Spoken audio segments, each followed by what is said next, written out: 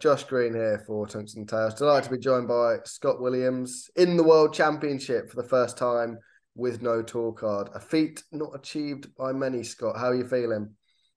Yeah, I'm really excited. You can't not be excited to play at Ali Pali, but it was one of the goals this year to get in there. As soon as we got the back-to-back challenge tours, it was this the Ali Pali was what I wanted to get into. Obviously, getting into Ali Pali meant getting into the players' finals as well. But yeah, I'm more excited about Ali Pali and being on that stage. And you watch it every Christmas. I've watched it every Christmas for the last 5, 10 years, and I actually get to be there this year. Hmm. Did you really set the goals that early, even though was it after those challenge tours where you knew you'd got practically a year of Pro Tour action? Yeah, as soon as I was top, and I was top by a good £2,500 or something like that at that point. You kind of, I kind of knew. I said to the missus and a couple of the people and friends and whatever that it was definitely till July until there was some challenge tours in July where I knew I was safe until. And then obviously it depends what happened, and then meant the rest of the year. But yeah, I set goals reasonably early in the year because then it just gives me something to look forward to during the year.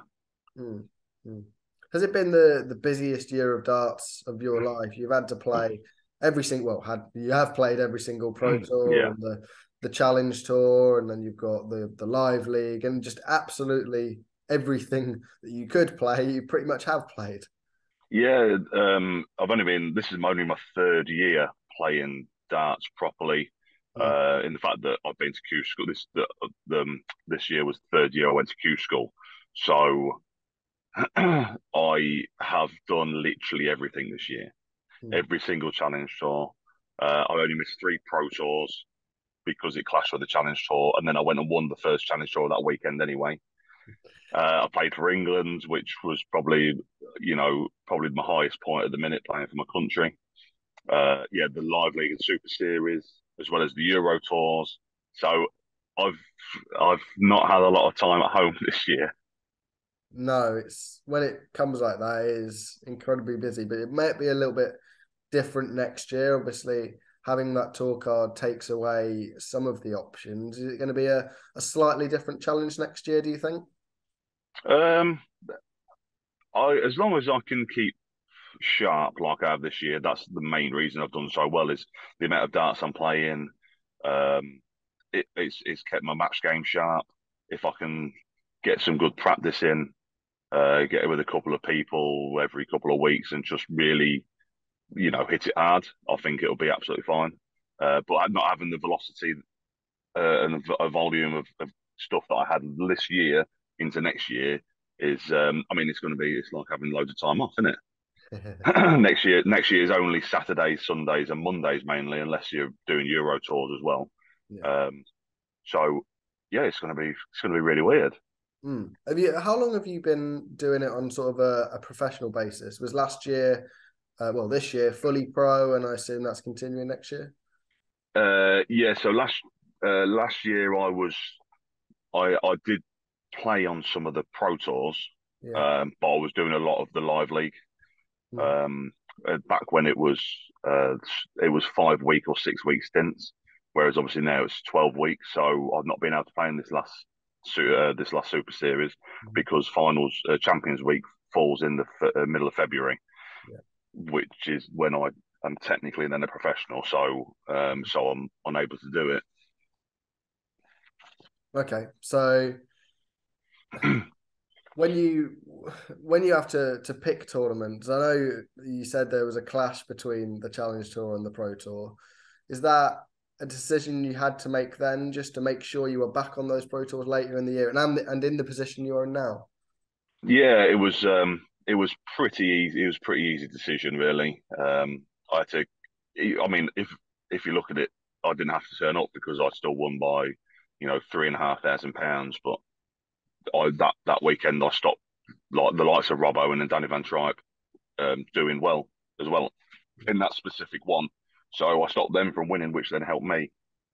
Yeah. Um, so yeah, it was a pretty easy decision in the challenge tour, but everything else has just fallen right. Apart from England last time. I was in the middle of moving house, Mhm. and I had to go to Spain to play for England. I had to kind of go, which one do I do? I know where I'm going. See ya.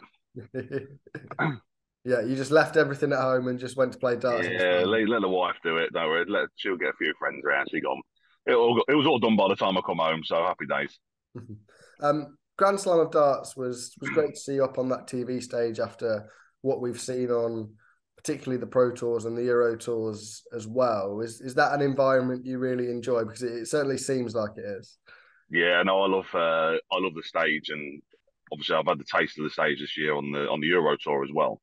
Mm. Um, which I mean, it's not. It is the same. It's not the same. You kind of you are playing on TV. You are playing on the stage. You're playing in front of a few thousand people.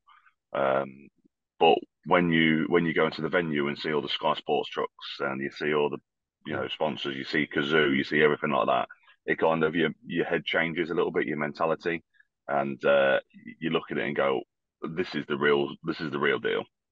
Yeah, certainly is. And I mean, your draw for that tournament was not kind in the group stages. It No, obviously, it certainly wasn't. It went right to that no. final game, didn't it? I mean, what was the wait like in that final game for you? um, yeah, so I had a friend with me. He drove me, and I actually see a couple of the media guys with the win. I needed Josh to lose Mm. and not get three legs. Um, and in my head, I was like, no, I'm going. I'm just going to go. I get Mm. in my car and go. But a couple of people caught me and was like, oh, you can't really go yet, just in case you need to do some media with this place. And I was like, I don't want to be here. I don't want to be here. At the beginning of the night, I wasn't bothered.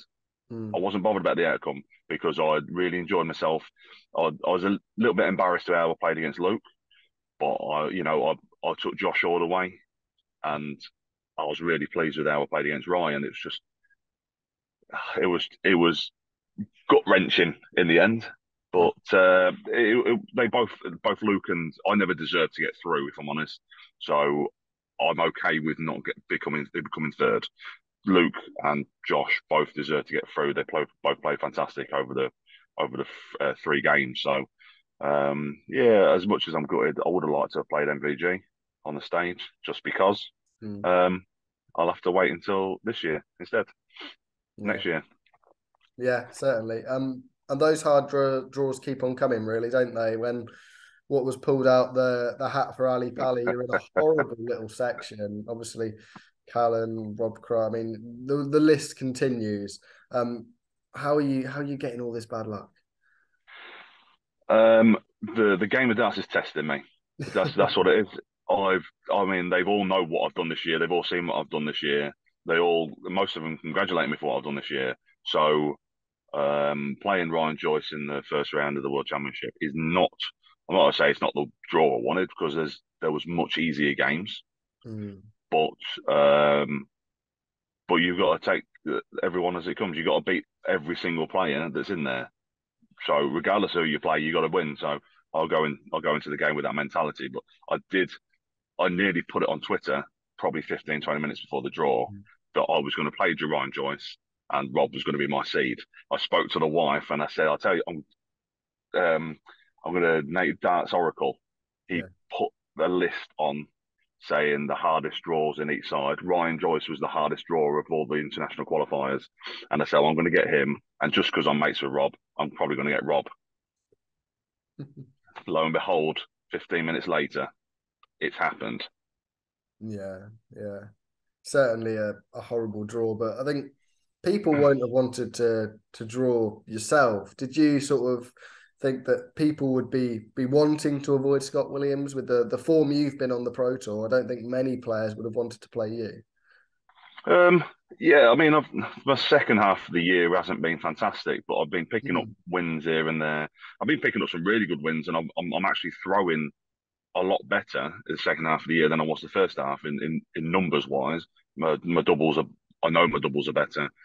Averages are higher. Obviously, I've made TV appearances and a couple of really good scalps at the Players Finals, but Yeah. um, it was, yeah, I think people there aren't a lot of people that want to play me at the minute. which for me is fun. You know, it's really nice. It's nice to have that accolade, but at the same time, I don't want to play everyone. Mm. Yeah, it's a fair way of looking at it. Going into Ali Pali, what sort of, talked about goals earlier, what sort of goals do you set yourself for that, the biggest tournament of the year? Yeah, Ali Pali is a simple one. It's just win the first game, just win, and then you go into the second game. Just win each individual game. As cliche as it is, you take one game at a time when it comes to a tournament like this, especially for someone like myself who is lower in the rankings than most other Pro Tour qualifiers. But I have jumped up a few places in the last couple of weeks thanks to the Grand Slam and the Players Final. So yeah, you still take it one game at a time, and then as soon as that finishes, as soon as the last game's done, then you get yourself ready for February when it starts again, and just decide what you want to set your goals to next year. Mm. This has all been done over such a short space of time. How proud of you of where you've got to in terms of the World Championship, and what is the feeling going to be like to be up there? I won't be able to tell you the feeling until I get up there. Mm. I'm excited now, and I'm not playing for another 2 weeks. But yeah, you just got to just take it one by hour. It's going to be a long couple of weeks of practice. Got a bit of practice next weekend down with Rob and John O'Shea, and just to get yourself ready. And that's what it's about. If you're not ready to go up on that stage, then you're going to lose. Simple as that. Yeah. Good way of summing it up. Well, really appreciate it, Scott, and we look forward to seeing you down in London in a couple of weeks. No, thank you very much. I look forward to being there.